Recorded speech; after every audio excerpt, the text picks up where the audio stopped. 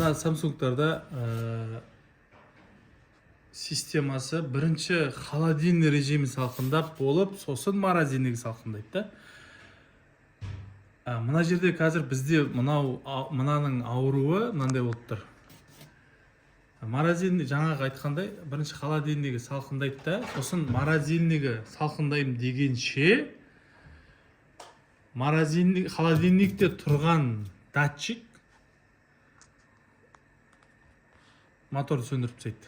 Мотор сөндіріп тастаған кезде морозильникке керек температура, яғни минус 18 температура жетпей қалады да. Сөйтіп мотор сөніп қалады, холодильник салқындайды. Холодильник деген ол плюс 5, плюс 2, в общем минус емес. Соған дейін ол холодильник істейді да, астында морозильниктің салқындағын күтпейді да, сөндіріп тастайды. Сондай ауру болып тұр мына холодильникте. Енді біз не істейміз? Біздер бұны системасына ауыстырамыз. Мынаның артында темірін алып тастадық. Системасына ауыстырамыз. Ол қалай? Ол деген бірінші фреон деген через морозильник өтетін қылып холодильникке баратын қыламыз да. Сол кезде Алла қаласа морозильникте салқындайды и холодильникте салқындайды. Сосын через холодильник бұл сөніп қосылатын болады Алла қаласа. Міне ашып болдық. Мусор мынандай. Артының бәрі міне мынандай. Осындай ашып қойдық. Холодильниктің жолын таптық.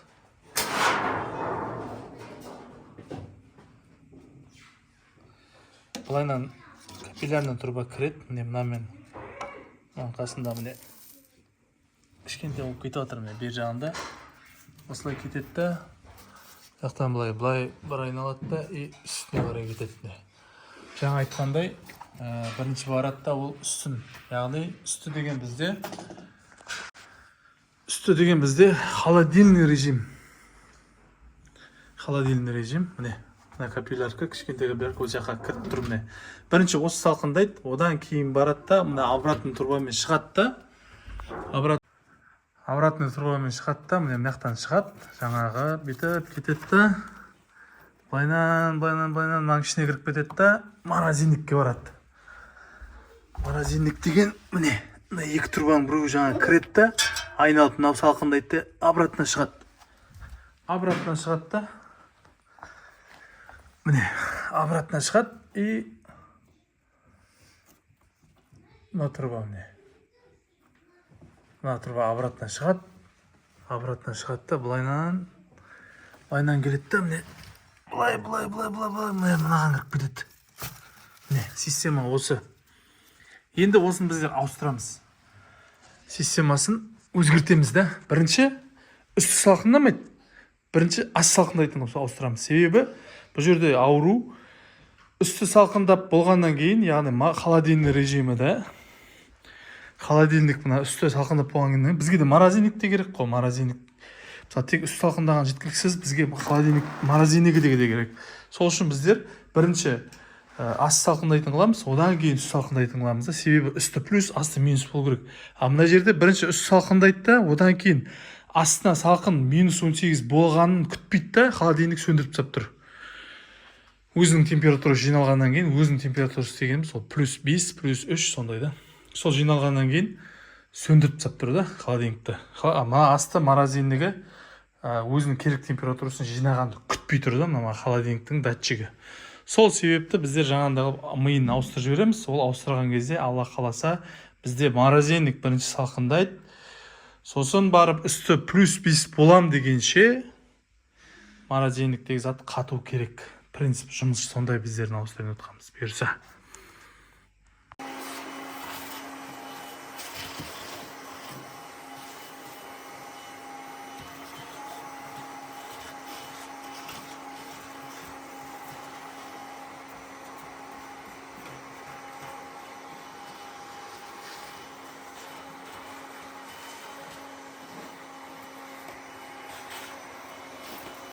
Капиллярный труба бітеліп тұр ма, бітелмей тұр ма, оны да бір тексеріп жүруіміз керек.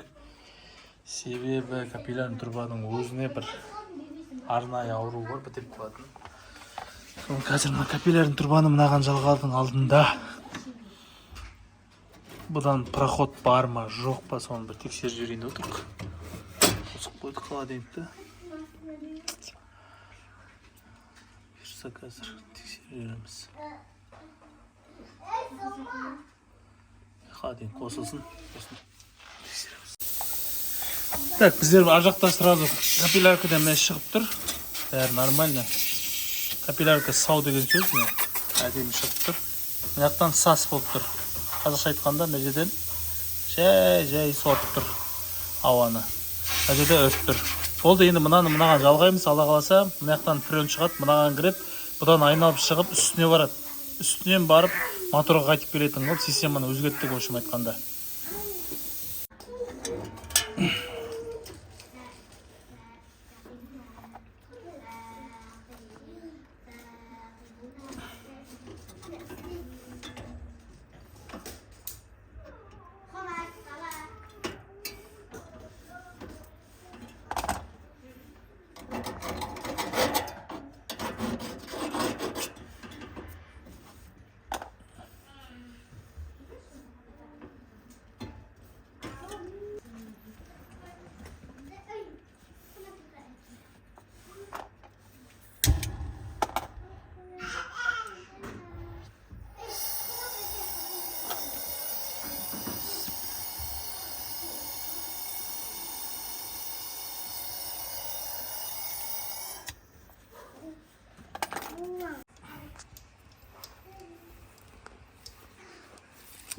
Системасында газообразный френнің қалдықтары бар, сол үшін сорып жүрміз да шығарып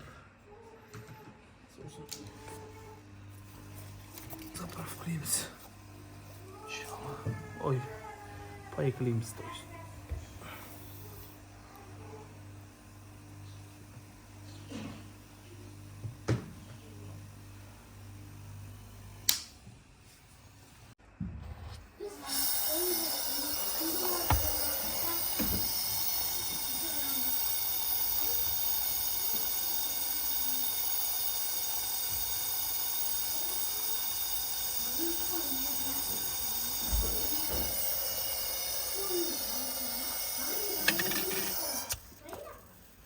Қайда жаңа, айна.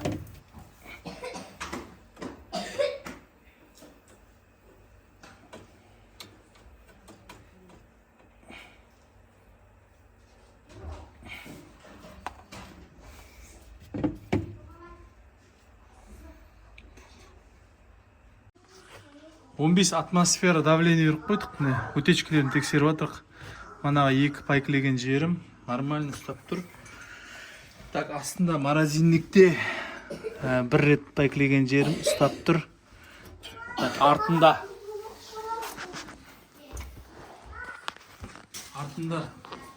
мына жерде 2 пайкілеген жерім ол да ұстап тұр. Сосын, так, мына жақта пайкі болған жоқ. Міне 15 атмосфера. Бұл үлкен давление негізінде 15 атмосфера беріп утечкісін тексеріп отырық. Қазір френлердің алдында тексеріп, осылай утечкісінің жоқ екенін системасында. Сосын барып френ құятын боламыз, Алла қаласа. Сосын барып мынаның артын қайтадан пенамен жабамыз, Алла қаласа. Сосын өзінің темірі бар, біздер темірді кестік қой мынандай қылып. Полный темірін алып тастадық қой. Соны қайтадан бетіне отырғызып жауап береміз, иншалла. Просто мына система осылай. Мынау компрессор, Айбек деп жазылып тұрған. Компрессорден ыссы күйінде конденсаторға барады. Конденсатор деген мынаның артында, российский холодильниктерде артында тұратын темірдің конденсатор дейді. Мыналарда ішінде болады, бұның корпусында, пенаның астында жатыр. Бірақ осындай зат жатыр. Бұдан ыссы күйінде мотордан шығады. Осылай шығады да фильтрге барады. Фильтр деген мына зат. Мына зат фильтр деген осы затқа келеді. Міне осының бір шеті мынау шығып тұрған жаңа конденсатордың фильтрге барады да, фильтрден кейін міне кішкентай капиллярный трубка болып шығады. Міне ол деген мынау міне фильтрден былай шығады да, сосын үлкен қалың мына кішкентай трубкадан қалың трубаға кіреді. Бұл испаритель, жаңағы морозильник пен холодильниктің ішінде тұрған темірді айтамыз испаритель деп, салқындайтын. Содан шығады да бірінші морозильниктен шығады, жаңа айтқандай, сосын холодильникке барады. Мына да сөйтіп ауыстырдық қой, оның алдында басқаша еді мына. Сөйтіп холодильник салқындап болғаннан кейін обратно қайтып келеді да, обратный трубасына, всасывающий труба дейді орысша, всасывающий, яғни соратын трубасы екеу болады бұда моторда. Біреуі деген мына испарительден келеді, біреуіне біздер френ құятын клапан шредер бар істейміз мынандай қылып. Міне біреуі мынау, біреуі мынау. Мынау жаңағы всасывающий, осы екеуі де бір мақсат атқарады. Мынау болса жаңағы үрет. Нагнетание дейді орысшада жалпы. Осылар мынаған келеді, сосын мынаған қайтып келеді да, сосын мынаған қайтып кетеді. Осылар циркуляция жүреді. Мынау бізде не? Заправляющий жағы. Яғни заправка істейміз. Мынадан да заправка істеуге болады. Қай жағына ыңғайлы, солай өзің істей бересің. Принцип жұмысын білсең болды, қалай істейтін болды. Сол міне жаңағы конденсатор дегеніміз, жаңағы мынау конденсатор, мынаудан үстіне қарай кіріп кетеді да, осының ішінде тағы да жүреді бұл. Содан кейін барып міне жақтан шығып отыр. Сол конденсатор жалпы осы системасы, осы конденсатордың. Мына жерде кішкентай қылып қойып қойғаннан кейін бұған вентилятор қойып қойған. Завод, чтобы мынау тез ысып жұмыстан шықпасын деп. Егер вентилятор істемей қалса, мынау қатты ысиды да, одан кейін мотор отключение береді. Машинның радиатор сияқты вентилятор істемей қалса, машиндер сөніп қалады. Дәл солай бұда да сондай. А егер мынаны артына қойатын болсаң, егер холодильниктің артына үлкен қылып, баяғы советский холодильниктер сияқты, онда мына вентиляторға қоймайсың. Бұл өзі уже комнатный температурада өзі охлаждать ететін болады. Уже ол нужда түспейді, яғни мұқтаж болмайды вентиляторға. А мынау қазір мұқтаж вентиляторға. Себебі бұл кішкентай жерге бәрін орап тығып қойған. Бұл тез ысиды сол үшін. Бұл жерде охлаждение бола алмайды, егер вентилятор болмаса да, сондай системада үшін. Енді күтеміз иншалла.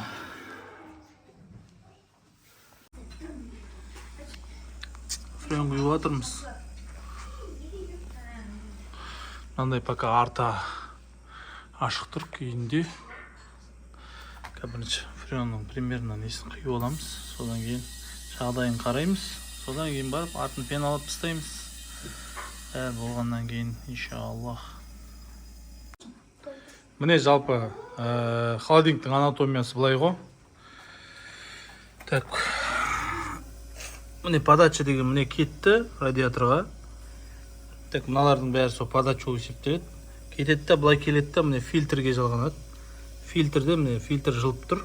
Фильтр арқылы міне кішкентай капиллярный труба міне мынамен кетіп баратыр.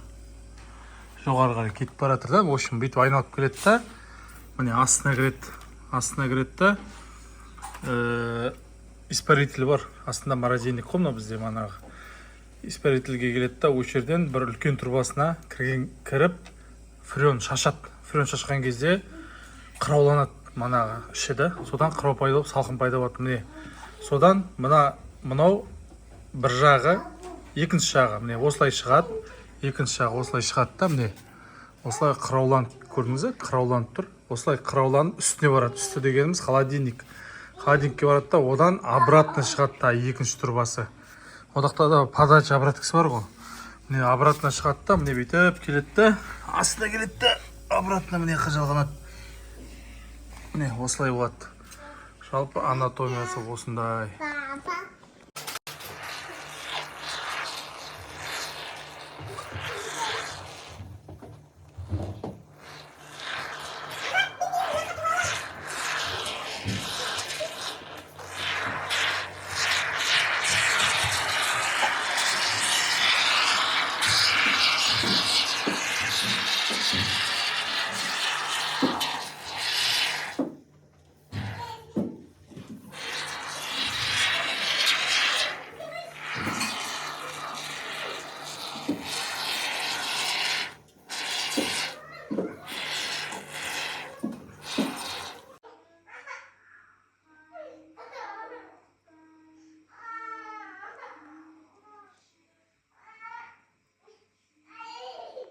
Кім?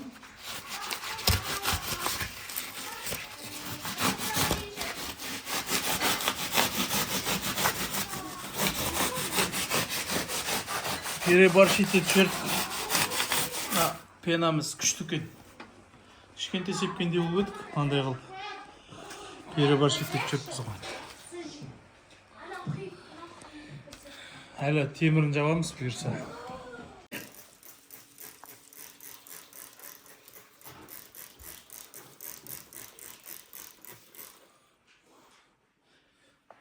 Пенамен жабыстырайын да тұрып, мына дейтін 60 секундтық пена дейді. Бұйырса темірін жабыстырамыз. Қайтадан.